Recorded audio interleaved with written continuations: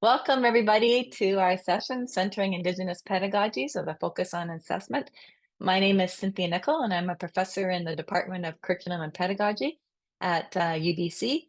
And I'm a member of the Indigenous Math Education Network, and we're facilitating today's session on the traditional unceded lands of the Musqueam people. And it's a pleasure and an honor to be on these lands and working and living and playing on these lands. And I'd like to invite you to introduce yourself and the lands that you're currently on or wherever you may be. And please feel free to write that in the chat. And our session today is sponsored by a number of different groups, the Indigenous Math Education Network, the David Robitaille STEM Network, Dogwood 25, BC Ministry of Education, and the Rural Education Advisory, as well as the Edith Lando Virtual Learning Center. I'm pleased to introduce my colleagues who are co-hosting and facilitating the session.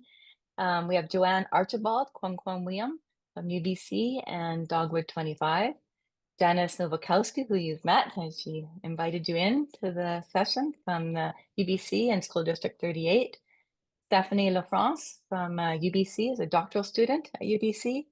Leighton Schnellert is a little bit late, but he should be showing up. He's at UBC as well, around 4 o'clock or so. Josh Essery has just informed us that he's very sick and he's unable to make it today. So hopefully we'll be able to include his work in a next session that we have in April.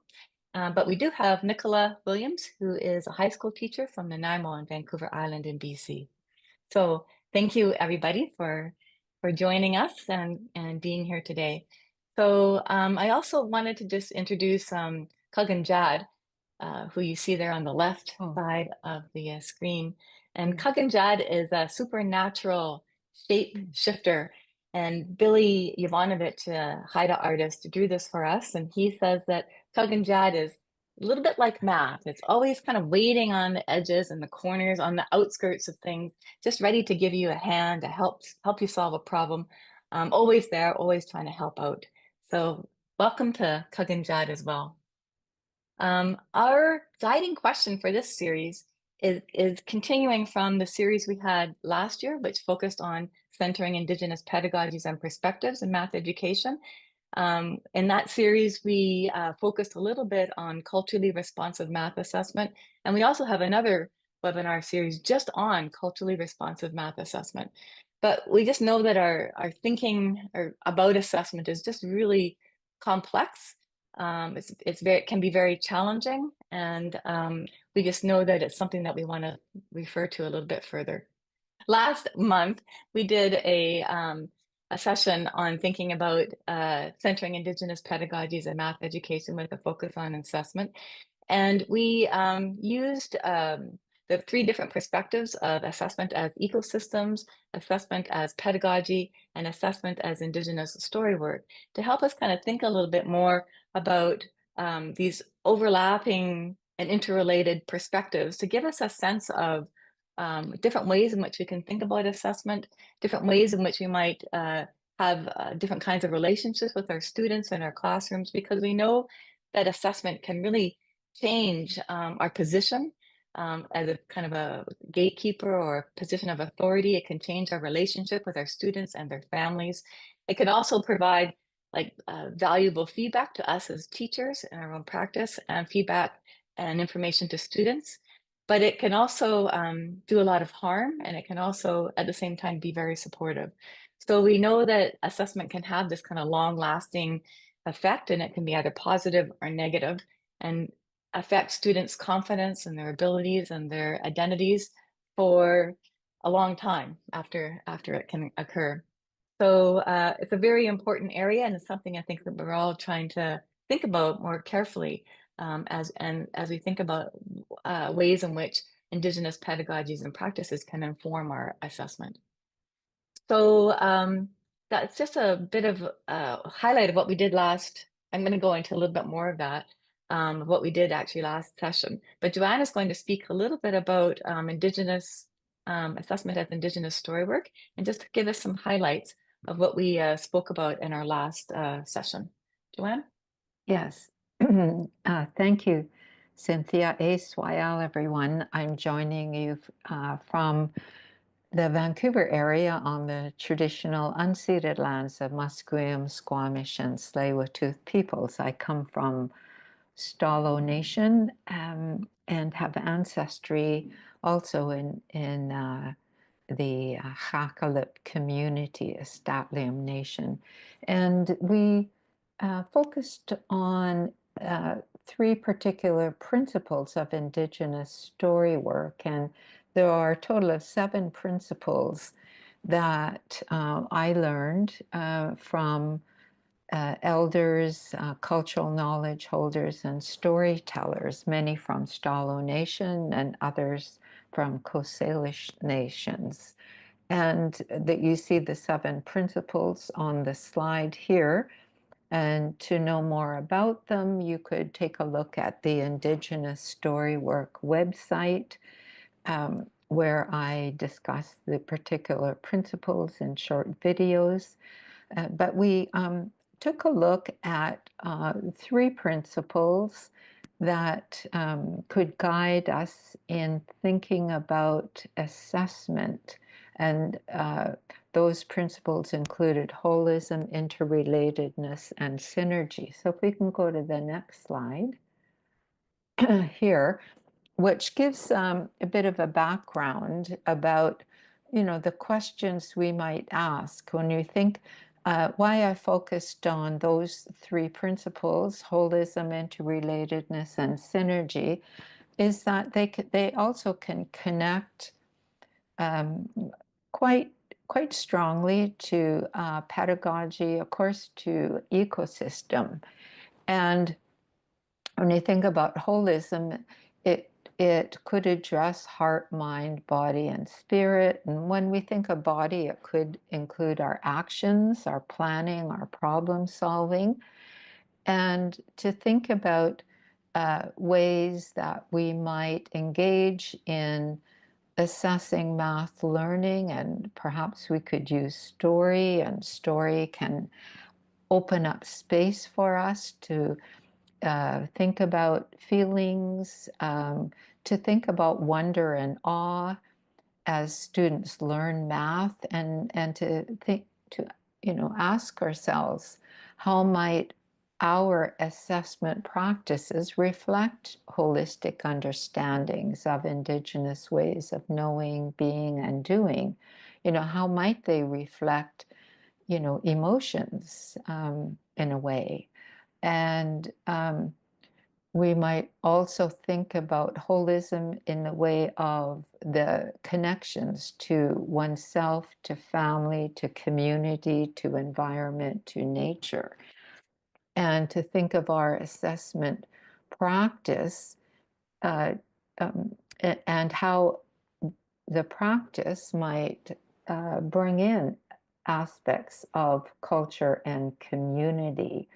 So it really shows that interrelatedness with holism, that we think of connections. How might we ensure that, in a sense, when students are learning math, that we also, this gets into pedagogy, but can relate to assessment. But think of our pedagogy. How might it be somewhat holistic in nature, address learning, but address problem solving or creativity? And to think about how would we assess that? And to think about the connections. Perhaps students will share some of their knowledge, their ways of knowing that come from their home or their community. And our challenge as educators is to somehow connect ways that we teach math and Indigenous ways of knowing, and then have a thread there also in assessment. I think somehow it can open up our assessment practice.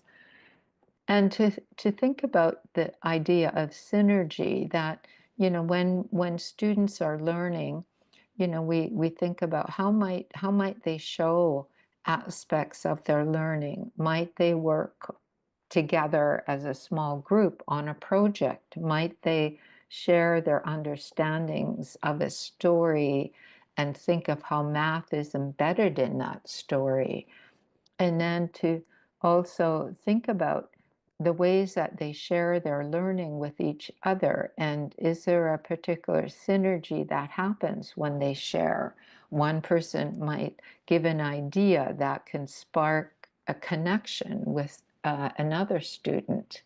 And of course, we could think of multimodal ways of knowing, of experiencing, of doing, of using aspects of technology.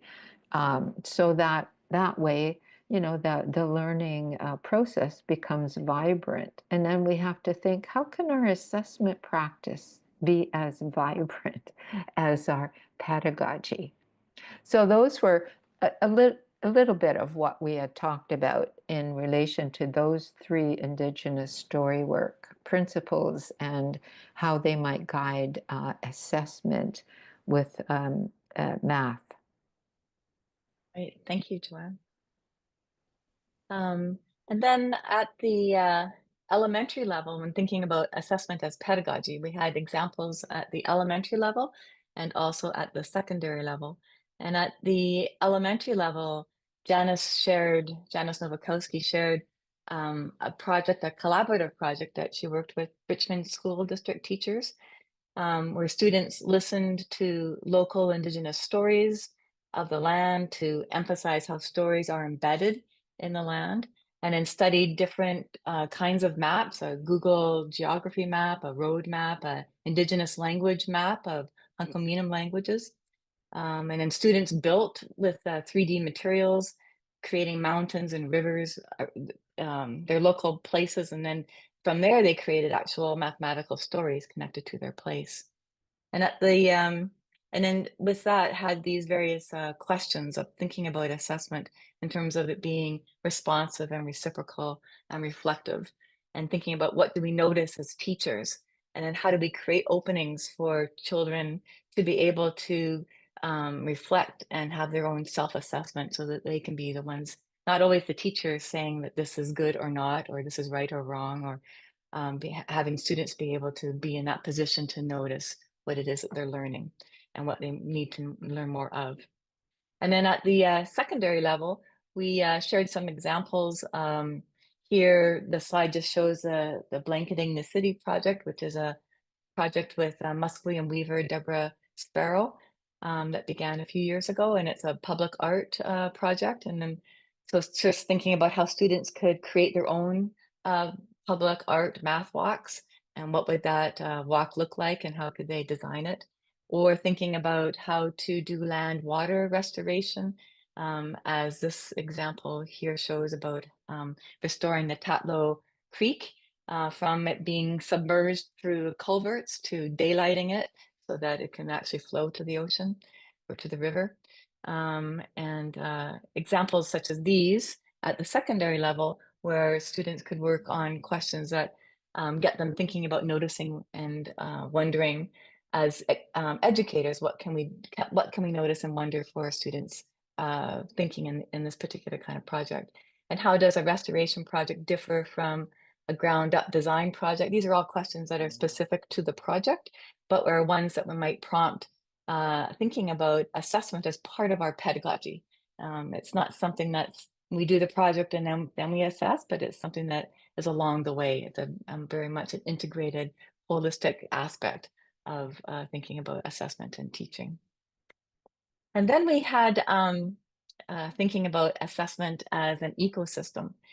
And I don't know, I got really inspired by a project on Haida Gwaii called the Ku Sea Otter Project. And we had planned for Nadine Wilson of Haida Gwaii to share a little bit more about this project with you. But she was unable to attend because of a death in the community, an elder's death in the community. So hopefully she can attend maybe another session that we have where we're kind of talking about this. But I guess very inspired by the whole project. Nadine Wilson worked on it in terms of with the Council of the Haida Nation and Parks Canada and reserves. So it's a really interesting project, and I think Janice is going to put a link in the chat related to that. So this is a map of Haida Gwaii, just to give you a sense of where this project takes place. So it's in the Pacific Northwest above Vancouver Island. And the ku, which is Haida for sea otter, the ku and the Haida live together for millennia. And the ku provided resources for Haida people. And they ate some of the same foods together, like the sea urchins and clams and crabs. And they lived together in a way that was very symbiotic, where they gave room for each to have enough food to eat. And it had like a very healthy, balanced ecosystem. But in the 1800s or so, that relationship really changed because of the fur trade. And the ku population just went down drastically, and they almost became ecologically extinct in the waters off of Haida Gwaii. So without the ku, or the sea otter, the waters and the underwater forests of Haida Gwaii really changed. And without any sea otters around to eat these red sea urchins here, the sea urchins really love to eat kelp. So what did the sea urchins do? They ate all the kelp. So then there were no longer any kelp forests. So you can't see any kelp forests in this image here. And the kelp forests provided nourishment and protection for various other wildlife like herring, clams, and salmon. So losing the kelp forest affected the populations of the herring and the clams and the salmon. But what's really inspiring and hopeful is that recently there have been some new sightings of the ku on the waters around Haida Gwaii, and it's the first in 150 years. So there's been a few sightings of the ku and their pups. So it's really, the community is now trying to think about what will happen here. How will this change the ecosystem of the kelp forests and the sea urchins and clams and salmon, and how will that change how the humans and the non-humans are kind of building that relationship together? So how will it even change the human harvesting of the sea urchin, for example? With less sea urchins, there might be less harvesting of them. But it just is a nice story to kind of think about that balance that we live in between how everything is really connected. And then thinking about uh, assessment as an ecosystem, thinking about assessment as a part of all of our practices as teachers. So we have some questions that we asked people to think about last session that we had, and we put those in a Google Doc. We had them in a Google Doc where you could contribute to those, and we just have them here just for you to kind of briefly take a look at. We're going to revisit these later in the session, and we'll have some discussion about them. But these questions, maybe we can even put them in the chat. Maybe Janice, I don't know if that would even work, or we can just send people to the Google Doc. But these are really good questions. And I think that it would be great if we can spend a bit of time as the co-host, maybe sort of talking about a few of these questions, and then also letting you think about it, and maybe in our third session coming back and then talking a little bit more about them.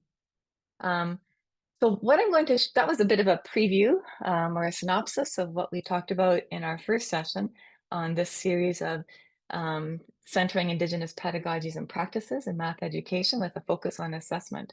And today I wanted to talk a little bit more about this idea and metaphor of thinking about assessment as ecosystem. So the example I gave of the ku and the sea otter and the relationship to the kelp forest in the waters of Haida Gwaii with the human and the non-human isn't one example. Here is another example, and you may have seen this video. I'm not going to play it for you here, but it's a short video about 5 minutes long, and it's called How Wolves Changed the River. And you think, how could that be? How can wolves change a river? But it's a really cool story, and it's about how wolves in the Yellowstone National Park changed the river, where I think the last wolf was killed in about 1926. And so wolves were hunted as the country became more settled and colonized. The last pack of wolves were killed, as I mentioned, in about 1926. And then they were reintroduced again into the park in the mid 1990s. But this particular video shares the story of that reintroduction of the wolves and how it had this really interconnected kind of cascading effect with the wolves being introduced. Then the wolves are able to hunt more deer, and with less deer, that led to more meadows being more forested. So the deer had eaten a lot of the undergrowth, so it created more meadows. And so then with the wolves hunting the deers, and that allowed for less meadow and more trees to grow and the forest to build up again. And that stabilized the banks of the river, so there was less erosion. And that led to the change in the movement and the flow of the river. So a beautiful example of this kind of nicely cascading effect of an ecosystem. Here's another example, which is another example of how not human beings, but animal beings can change the landscape and place. This is the largest beaver dam in the world, is where I have this little red dot here. And this beaver dam is in Alberta, northern Alberta. It's so big that you can see it from a satellite. And this is a picture of it here. So the front end of the beaver dam is about 7 football fields long.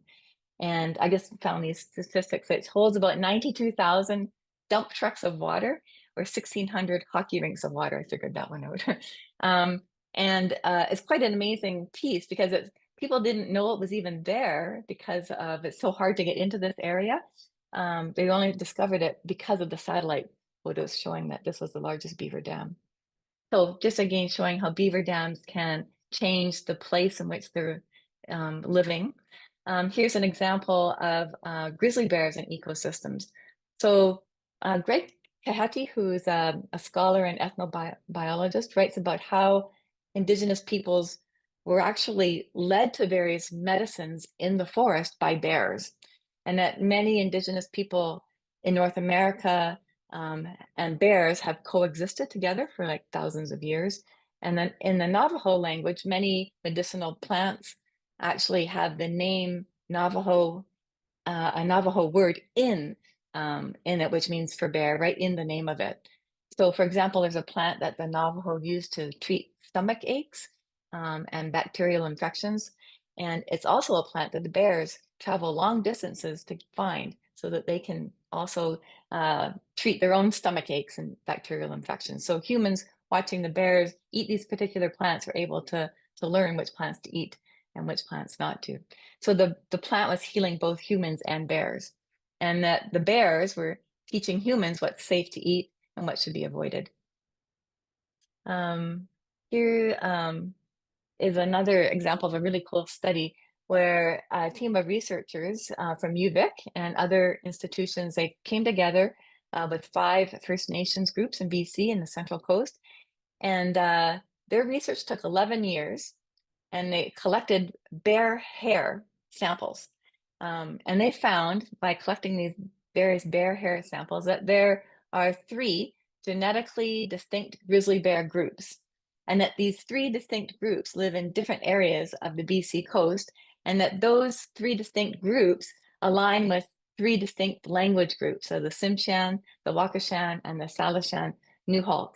And that's you can see that in the gray lines that are showing where the red, the green, and the blue are.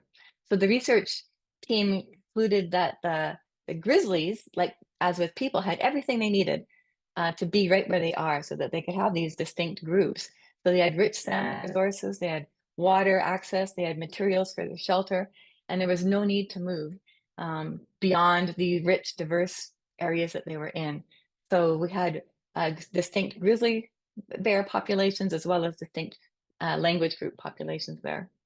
So it's like no surprise then to the community and the elders with this research that the community members weren't surprised about this, and that the authors even dedicated the paper to an elder who had taught them that people learned their language and the way of life from the bears. So bears were considered as family, and they were really kept family in the sense that they were kept at a respectful distance, as maybe we'd like some of our own family members to be.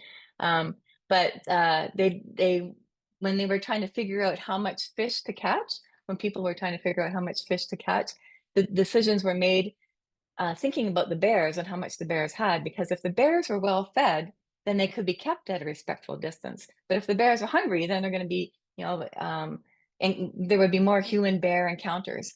So they were practicing the principle of enoughness, taking enough so they could satisfy people, but also taking enough that not so much that the bears didn't also have something, so that they could live in an ecosystem in harmony.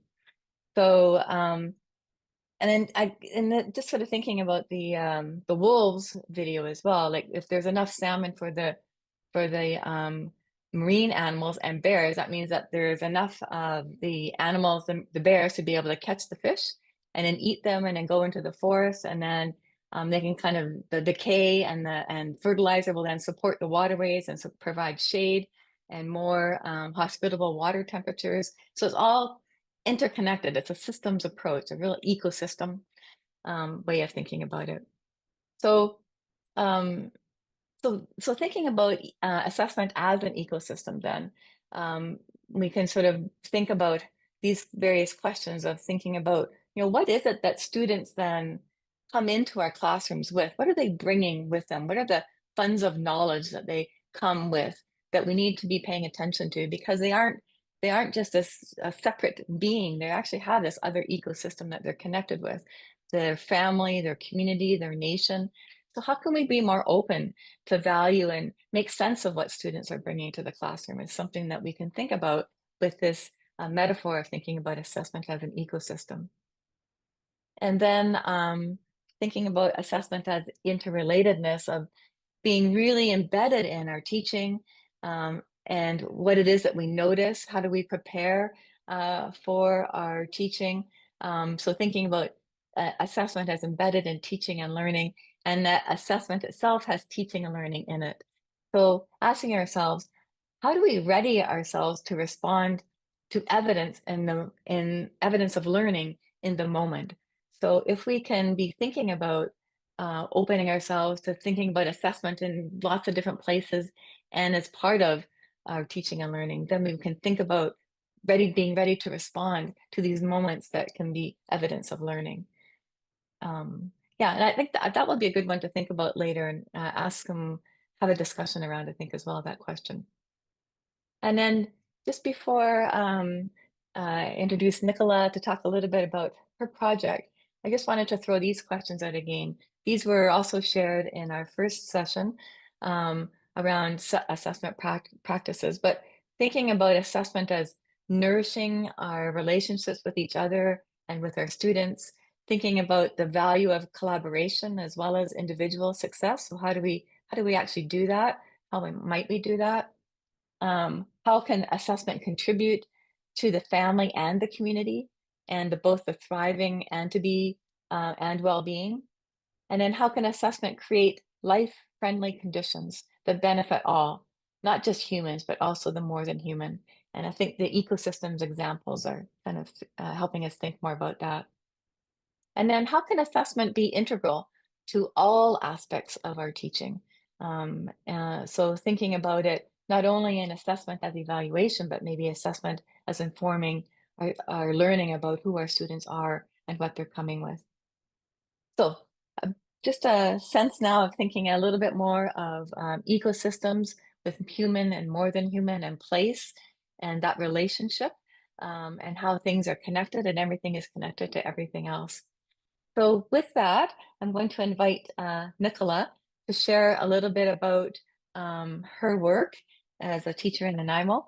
And Nichola works in the Qualicum School District in School District 69 in Parksville on the Coast Salish territory, and specifically the territory of the Nanaimo First Nations, and works on the shared territory of the Sanahwahas and the Qualicum First Nations. She's a grade 10, 11, and 12 teacher, specializing in math and biology. And when she's not working, you can find her walking her dog on the local trails and beaches, volunteering as a leader with her daughters aged 9 and 13, and their scout groups and helping coach at the softball field. So, Nichola, thank you for joining us, and looking forward to hearing more about your project. You'll Yes, just have to thank tell me you. when you want the slides to go. Okay, yeah, perfect. Yes, thank you. Good afternoon, everyone. So I had the opportunity to do an assignment that is focused around working with Indigenous Storywork and bringing that into towards a math task. So kind of combining Indigenous Storywork and moving towards math. And so I decided to work with a story around the Champagne raccoon population at a park that's quite local to our area. So right off of the Nanaimo coast, we have a park there, which is now called Saskatchewan. Yep, there it is, Newcastle, formerly known as Newcastle, and it's now named Saskatchewan. Since the Snuneymuxw First Nation is now running that park. They have a contract with Parks Canada to run the park. And so it has been renamed. And there's a very unique raccoon population that lives on Saskatchewan. There is the sort of traditional coloration of raccoons, which is the black and gray coloration that we probably mostly think of when we think raccoons. But there is also a champagne coloration that appears every once in a while on this island as well. So in sort of setting up this math task, I really spent some time kind of like looking into this park and working on really just bringing the idea of how we got to the name change, and started by kind of asking students if they had been to this local park area and had visited the island themselves. So I think we're okay there. Cynthia, to switch up slides. Excellent. And so part of the conversation in sort of setting up the story and setting up the task, in asking students if they had been to the park, was talking a little bit about the name change and asking if any of them knew where Saskatchewan was. And many of them didn't quite have an idea yet. Lots of them still wanted to sort of refer to it by the Newcastle name. So it gave a nice little opening for us to have some conversation about why that name change took place, and kind of going into the correct naming of Saskatchewan as the park. And then one more. And so on the Parks Canada site, you can see that they have updated with the new name, and they still have the older Newcastle name there bracketed off. But one of the things we noticed that when we looked at the Google Maps, which was on kind of the very first slide there, is that the Google Maps had not yet updated the name to Saskatchewan, and it still had it only referred to as Newcastle. So there was a little bit of interesting conversation around that piece, and kind of just setting up the story around the importance of this park to the Snuneymuxw First Nations. And we were also able to find some stories that were told by a local knowledge keeper and elder, perfect, David Borali. So he acts as a knowledge keeper for the Snuneymuxw First Nations, and he also gives cultural tours at Saskatchewan in the park, and he has some of his stories recorded, so we could access an oral story that he tells, one of them being specifically about the champagne version, so champagne coloration, sorry, of the raccoons. So this was pretty exciting because we were able to sort of bring this oral story right into the classroom. We were able to watch and listen to the story being told in David's own words, and kind of hear how the champagne coloration of raccoons came to be on the island of Saskatchewan. So the sort of summary of the story is that the champagne raccoons were given the champagne coloration by a transformer who witnessed them trying to steal the eagle's wings. They were holding onto the eagle so that they were trying to figured if they held onto the eagle tightly, they might learn how to fly.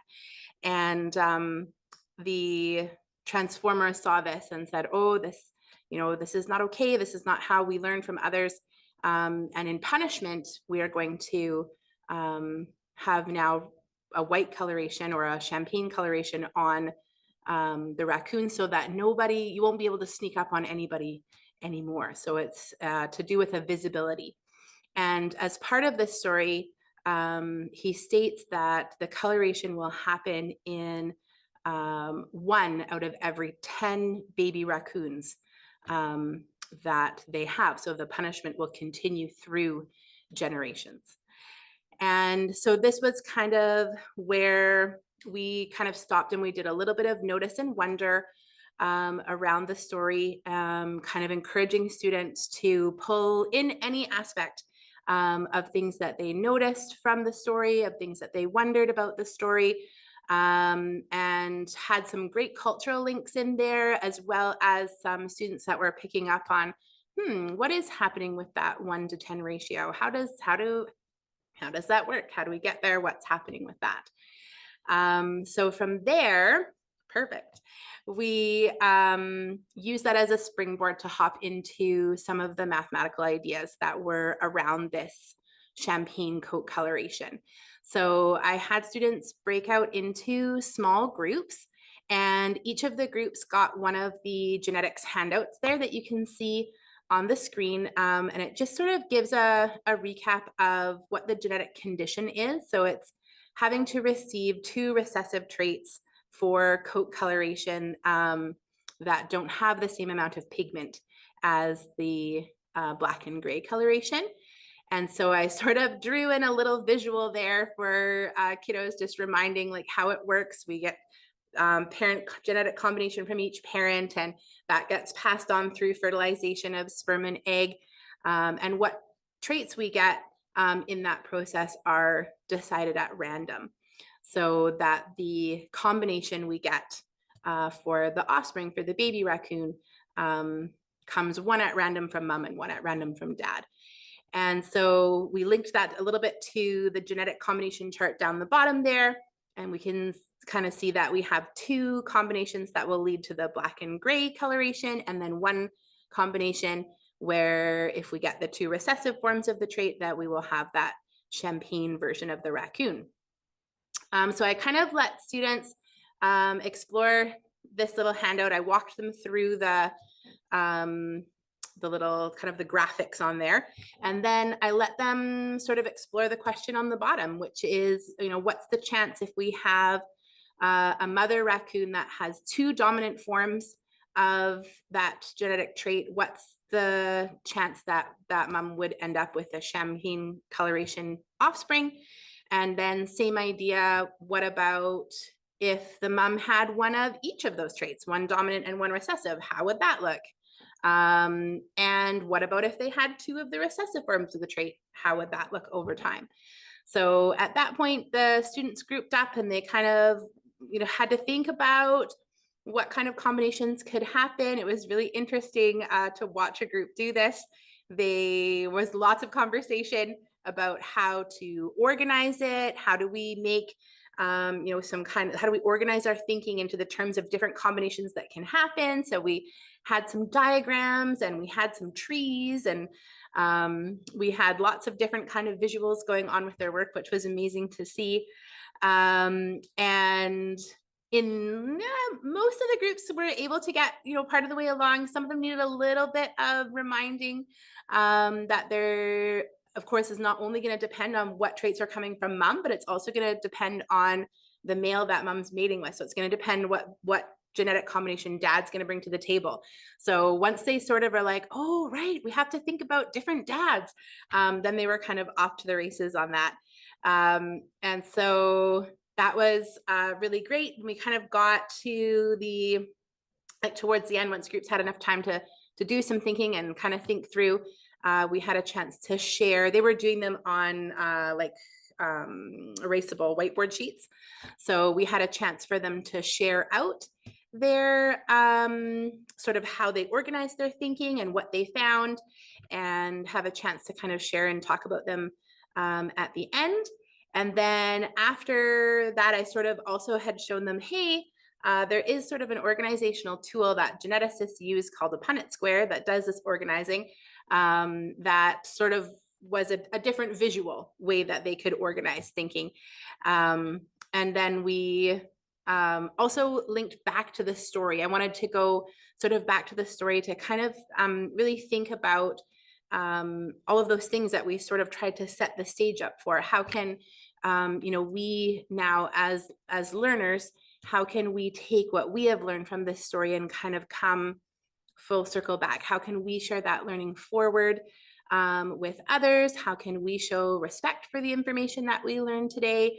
And kind of also having a chance to link in the idea of the traditional ecological knowledge that was shared in the story about the frequency of the genetic patterns that were being observed.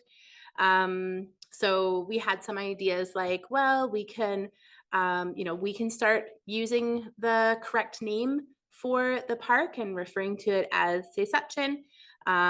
We can, use that when we're talking about it with families.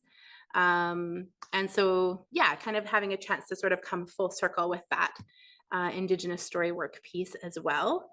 And then we sort of had a wee bit of time to touch on the idea like, well, is there other genetics, kind of patterns that, or traits that kind of follow the same frequencies, same patterns, same mathematical kind of combinations that we see with the raccoon colorations.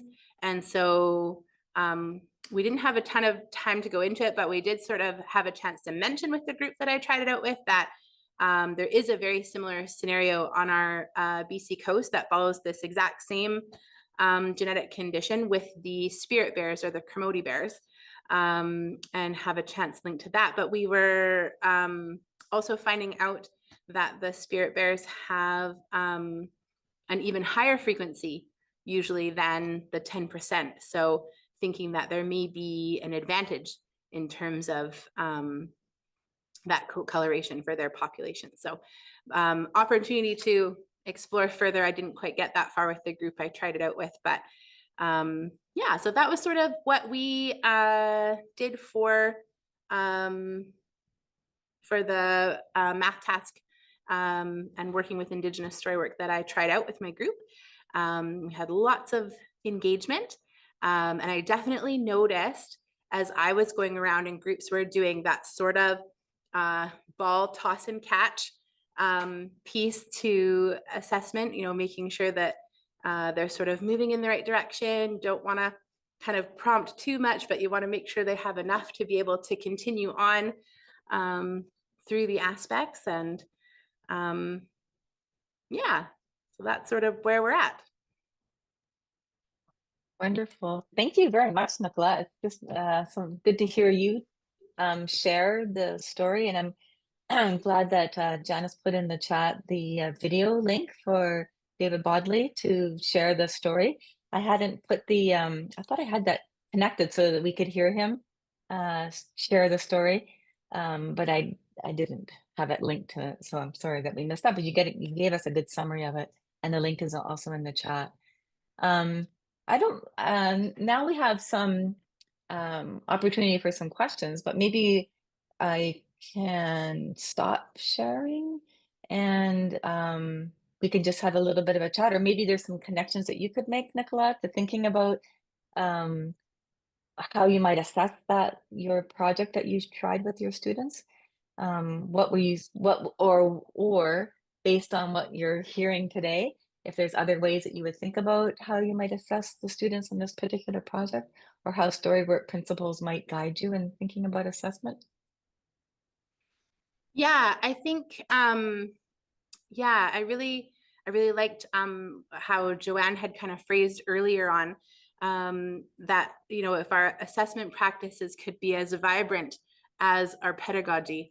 I was, really thinking about that as we went through. The students were vibrant doing this task and this activity, and kind of being able to think about how do we continue that on into the assessment so that it can be holistic. And I think, assessment as we're learning throughout the task, kind of doing that back and forth ball toss to kind of keep things moving forward, and kind of prompting as needed to move through is good.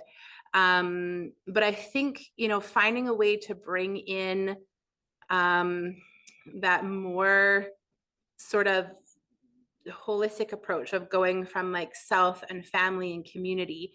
How do we show maybe I think there is opportunity for, students to bring in some of those connections that they had previously to the park. How do we continue that through assessing the task? I don't know if I have that completely figured out yet. Yeah. How did you make some assessment decisions when you were offering the task to the students? What was it that you actually did notice when the students were doing that? Well, when we were sort of starting out and looking at the story, and we did a little kind of, what are we noticing? What are we wondering? Part of what I was looking for there was I was looking for our students making a connection to the story in terms of can they bring their self into the story? Can they see what is happening, and can they make personal connections to, is it okay for the raccoon to hold down the eagle when they are trying to learn something from them?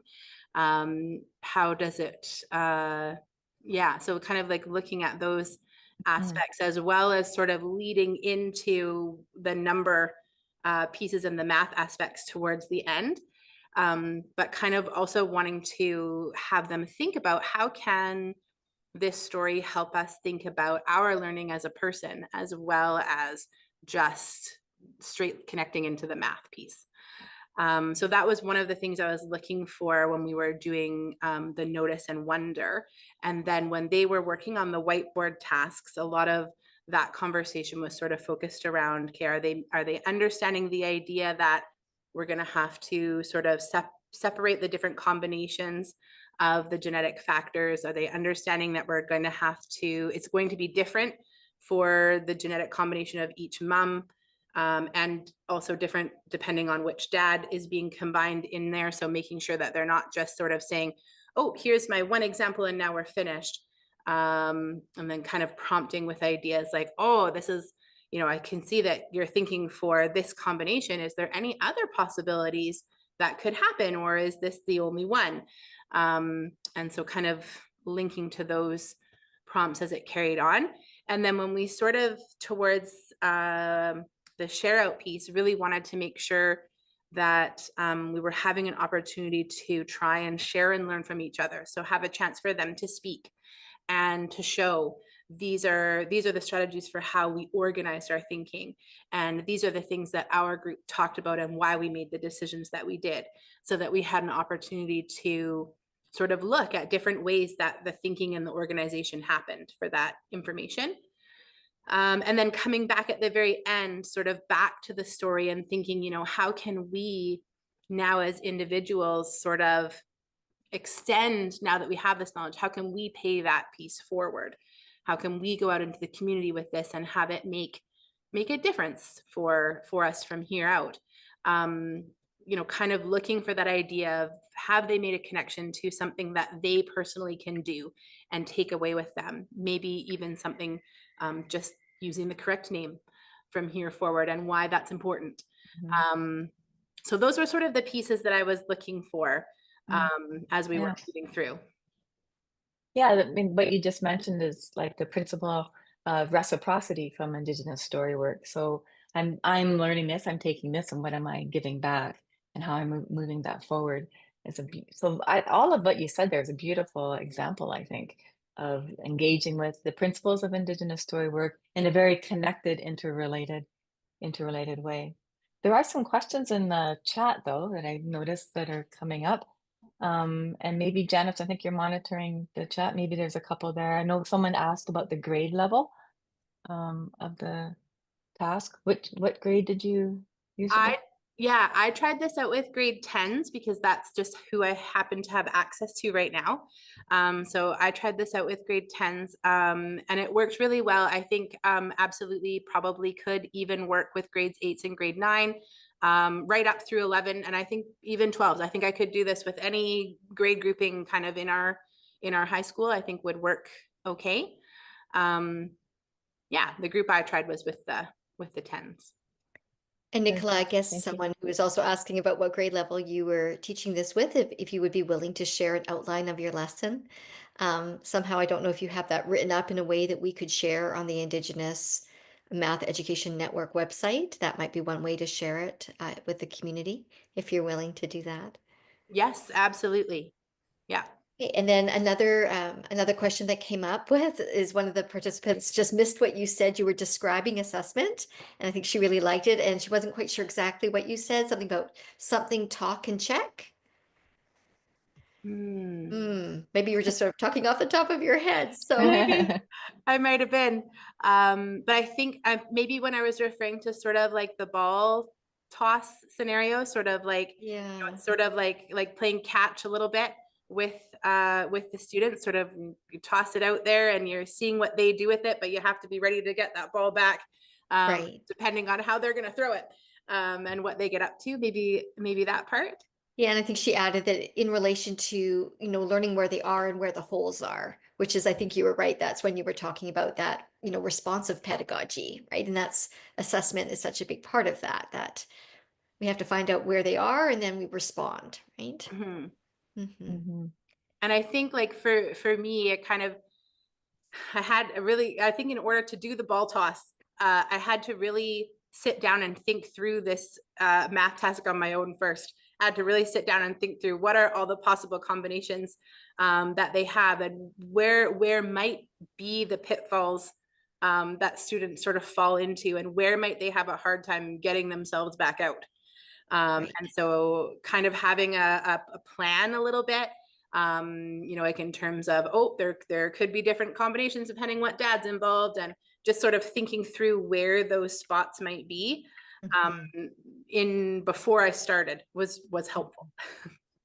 And then the last question is, thank you for sharing this experience. Where did the discussion within the students happen, in the park or in the classroom? This is a great question. I wish that it was at the park, but it was not. We were in the classroom. So I used sort of, as we kind of started working with the story, I just actually just started it with asking students, because the park is close to us, if anyone had visited there. And we started, and many had. So we kind of actually started with the conversation of, have you been? What was your experience? What did you notice? What did you do while you were in the park? And then we sort of looked at it on Google Maps. So we sort of, here is where the park is in relation to where we are. And then we sort of linked into David's oral story that he shares, which is available online. So it was able to kind of go with the classroom that way, but we weren't physically at the park. Thank you. Could I ask a question, Nichola?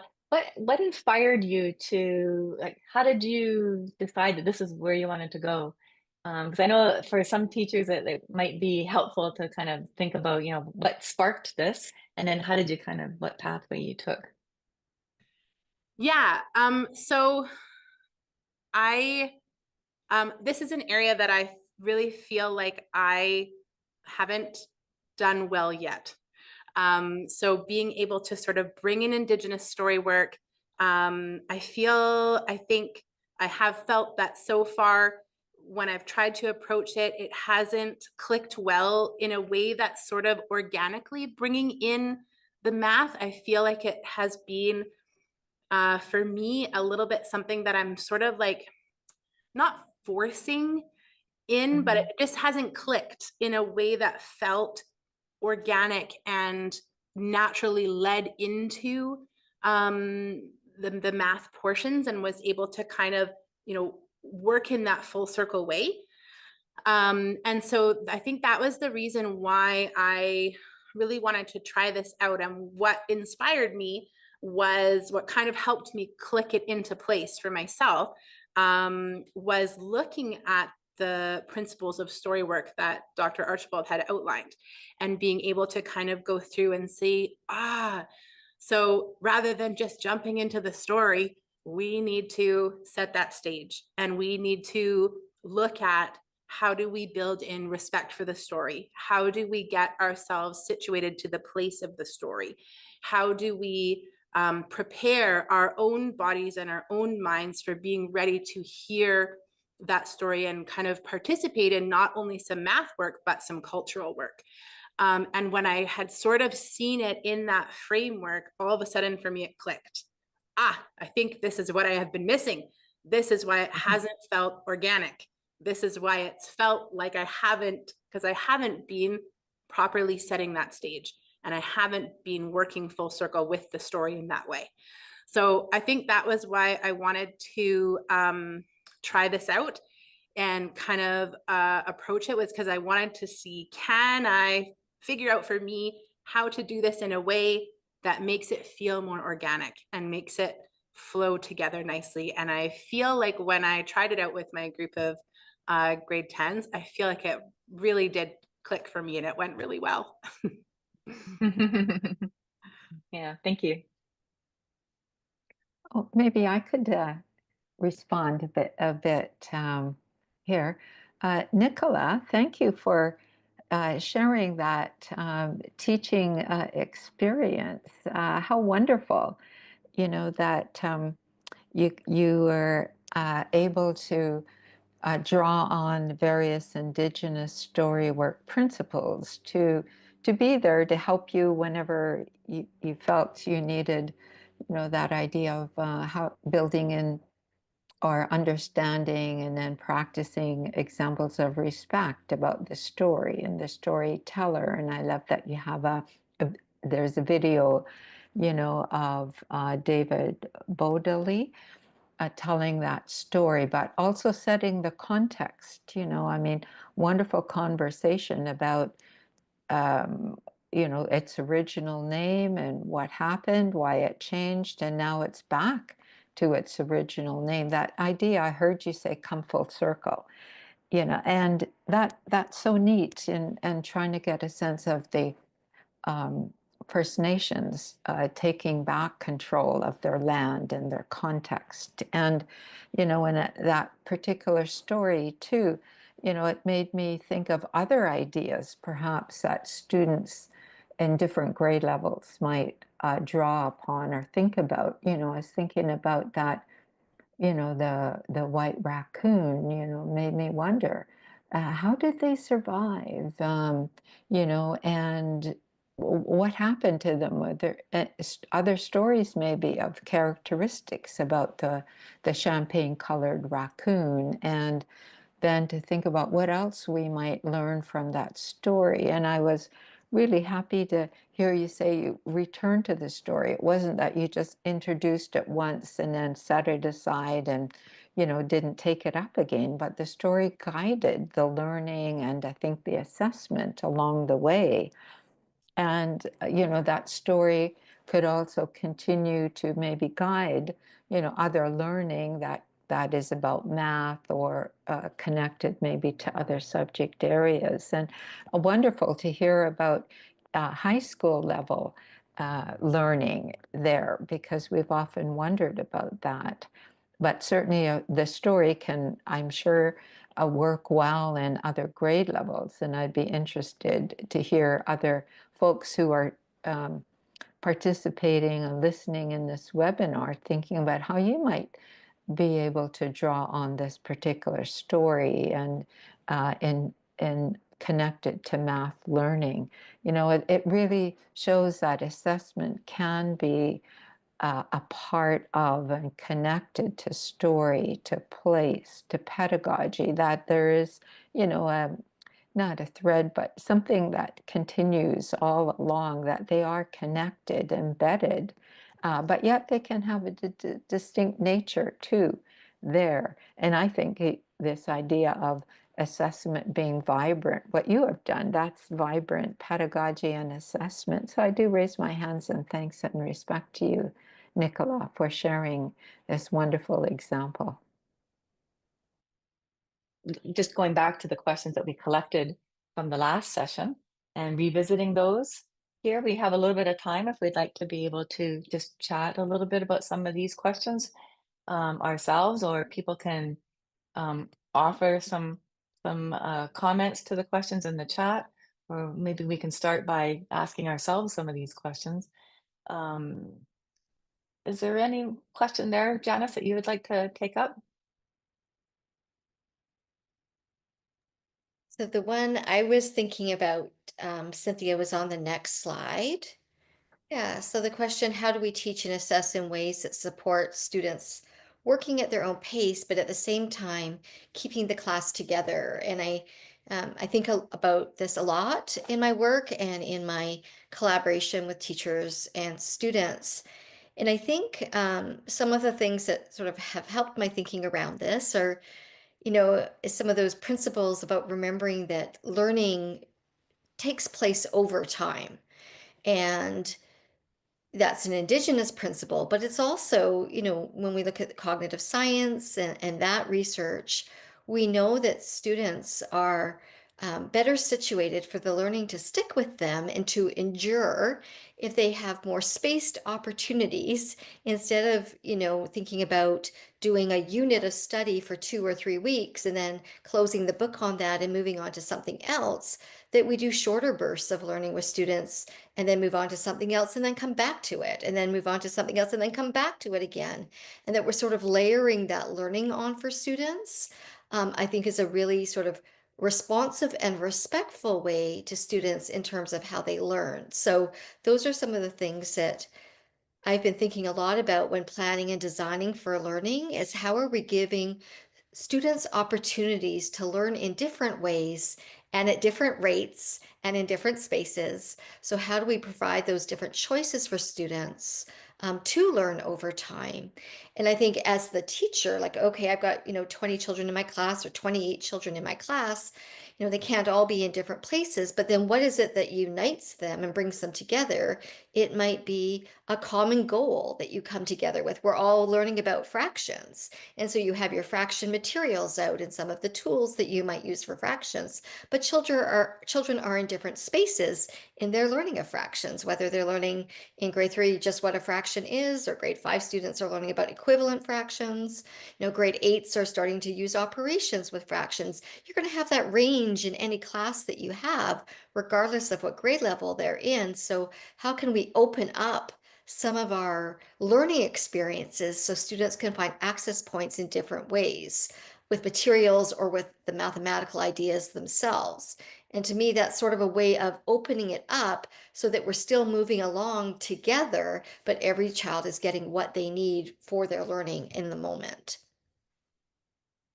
I think you've answered all 3 questions on that slide. It kind of started with the third one, looking at the time and place, and they're at different times and places. But I think you nicely talked about how to keep students together, which is the first question. How do we assess individually, but also keep the class together as a group? Kind of moving through, and thinking of tasks or activities that are open enough to be able to allow students at different places to be able to be invited into it, and letting them have some of that choice as well. So do you have some particular resources that would be helpful for teachers, like maybe Marion Small's Yeah, work? I mean, that's the one I usually recommend is Dr. Marion Small's Open Questions books. She has them across different grade bands, as well as different math content areas like data or geometry or number.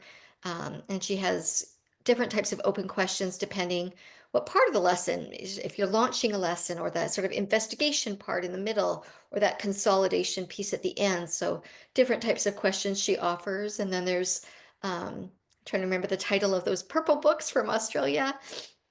Oh So yeah. open, do you know which ones I mean, Cynthia? Those Yeah. beautiful open questions as well. And then I think, not everyone realizes this, but when you go to our BC curriculum and you go to the big ideas section, and you click on the elaborations for the big ideas, there are actually student inquiry or investigation questions already written for every learning standard in our K-12 curriculum.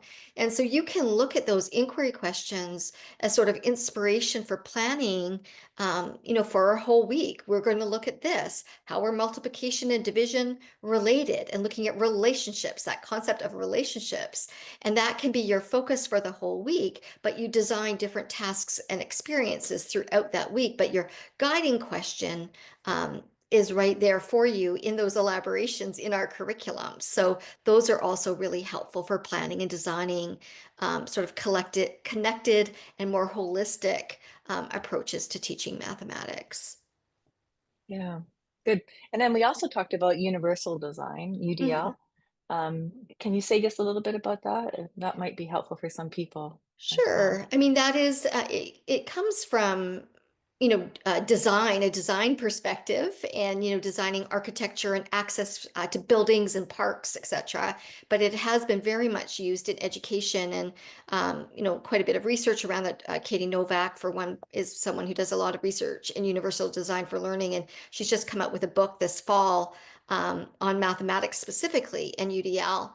And that really is, sort of accepting that there is variability in our learners, that very first sort of acceptance and recognition that there will be variability in our classes. And then we're going to design for that. It's not going to be the exception, it's going to be the rule. And then with that, the other key principle is that we'll all have a learning goal. There is variability, but we all have a consistent learning goal that we're working towards. And then the other key principle, the third principle around UDL, is student agency. And so that's where choice comes in for students, whether it's with the materials, time and place, whether it's how they communicate their learning, what choices are we providing in terms of how students, and when they share, they know something. What timelines are we working on, our timelines or the students' timelines? So it's giving agency to students for their learning. And so those are sort of the three big principles around UDL that we can consider when we're planning and designing for mathematics. Yeah. And I think it fits very nicely with thinking about assessment as ecosystems, Mhm. because it is embedded in all of our thinking Mhm. about it. So starting with that, as Nichola talked about, thinking about how are students going to, what might they take up or miss, or what direction might they go in, Mhm. and how can I be open to thinking about what to do when I see that, so that you're not just trying to push them down the same channel, or, Yeah, and going in the whenever same I think about direction. ecosystems, I think about like food maps, and sort of, from my science Hmm. background, and sort of mapping things and connecting things. And to me, that's very much what we do as teachers. The dance of teaching in the classroom is we're connecting dots, we're responding, and that is that ecosystem metaphor. Is that there's reciprocal relationships, and there are responsive relationships as well. And so, and then there's that interdependence piece, right? There's the interdependence of the human relationships, but also of the place and space and the materials, and the education system itself, that we navigate, within that ecosystem of the classroom or the school or the system. Hmm. Hmm. Yes, exactly. Mhm. Okay. Stephanie, is there a question that you'd like to pick up? Stephanie is doing her doctoral degree in assessment in math education. And is there Yeah, anything on this slide or the other slide? it was the other slide, actually. I was Okay. looking at the first two. So how can we ensure differentiated assessment that are meaningful and relevant to our students? And also the second one, how can we teach math that balances building on students' experiences, community knowledge that doesn't limit their future success in the course? And to answer these, I'm sort of drawing on what Joanne had said in terms of holism and understanding students as a whole person, the body, mind, heart. And thinking about assessment, I sort of if I'm going to plan an assessment, I think about the environment, the impact of that environment on students, the modality of communication. So how am I gathering evidence of learning? How am I communicating with students? What am I doing to give feedback? The medium that we're working with. So perhaps we're outside, perhaps we're inside. What manipulatives are we potentially using? And then I also think about the content. So that would be the mathematics that is enacted.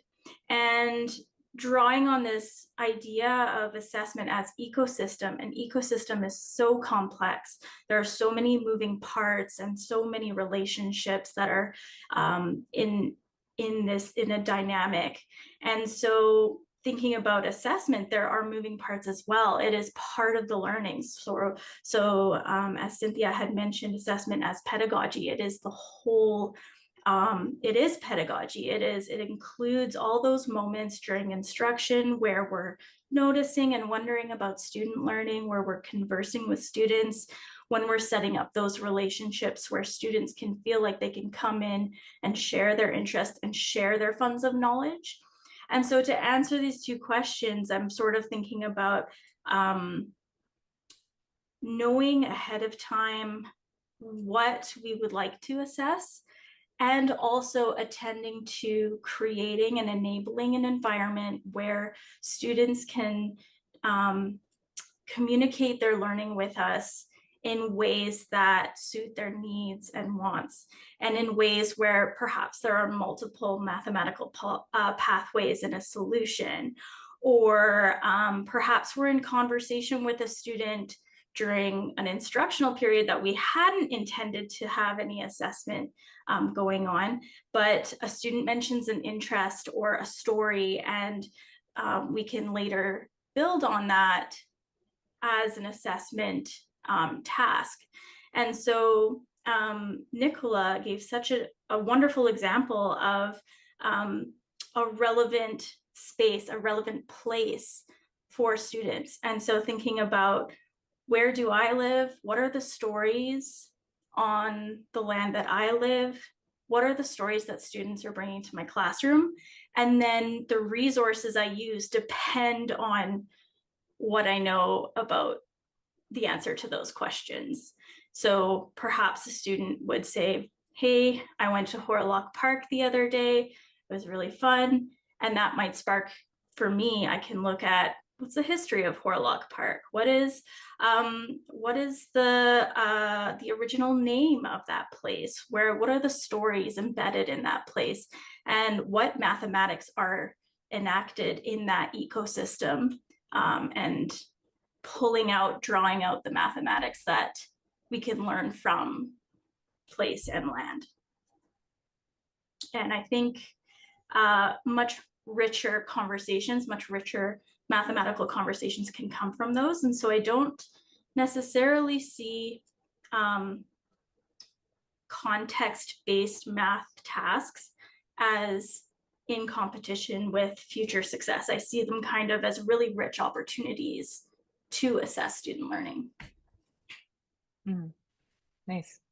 Yeah, so you're addressing the second question there, to limit their future success. I think sometimes we think that taking the time to go outside or to create these contexts or connect with a story will take time away from moving forward to be able to cover the content in order to be successful in the next course. So it is related to the time. But if and Janice gave some examples of the elaborations and the competencies, being able to go to those, and then tied into what you were suggesting there, Stephanie, I think we're able to do both at the same time rather than either or, it can be and both. Good. Thank you for that. And I'm not sure if did we give people the link to this document, Janice, or no? If people wanted to have some questions that they could put up there, you're certainly welcome to do that. And we can think about how we can bring those into our final session that will be in April. And then maybe I can just wrap up. Cynthia, but it isn't posted yet, but I will find it and post it. Okay, great. Thank you. So just thinking about kind of wrapping up our session today with this beautiful quote from Francis Sue, a mathematician who wrote a book called Mathematics for Human Flourishing. And he talks about it in terms of human flourishing, and we're kind of playing with this idea of mathematical flourishing. But he asks, how can the deeply human themes that drive us to do mathematics be channeled to build a more beautiful and just world in which all, and he's really referring to humans, but we're extending it to human more than human, can truly flourish. So this idea of mathematical flourishing being a place that we create in our own environments, in our classrooms, inside, and the classroom could be inside the four walls or outside on the beach or wherever in the forest. But how do we create these spaces for mathematical flourishing, in which assessment is a part of that? So that's what we're trying to explore here with this series that looks at assessment as pedagogy, assessment as Indigenous storywork, and assessment as ecosystems, all around drawing upon Indigenous pedagogies and practices.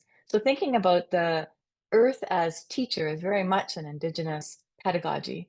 If we can begin to think about how we can learn from earth, learn from land and place, and keep keep that open to with our three ears, as Joanne said, the one between on each side of our head and in our heart, to be able to think about mathematical flourishing in lots of different places. So just to wrap up, then we have just a nod to the Edith Lando Center, which Edith Lando Virtual Learning Center, which you can follow, and there's lots of other different webinars that are available there. If you use the QR code, you can get that, or just type in Edith Lando Virtual Learning Center, and you will find the other videos for this session, Centering Indigenous Pedagogies in Math Education. You will find January's video there, and February's, today's, will be up in a week or so. And then we have our last one in April 16th. So look for that coming up, and come with your questions. If you have questions you want to put in the chat that you'd like us, or in the Google document that you'd like us to think about, then you can put those in there as well. Anything else anybody would like to share or say? Okay, then I just want to say thank you everyone for attending and joining us in this really challenging area to think about assessment. And appreciate Nichola for coming and sharing your work with us so that we have a bit more concrete examples to be able to share. And for everyone else who shared questions in the chat, all of these are making this conversation richer and helping us extend our learning and thinking about what this means in the context of math education and assessment. Or if you have even in the Google document, if you have some more ideas that you would like us to talk about or to focus on, or if you know of somebody who's doing some amazing work and we should reach out to them, please let us know. That would be really a great a connection to make. Okay, so I think we're wrapping up. So thank you everybody again, and hopefully we'll see you in April 16th for our last webinar for this particular series. Bye everybody.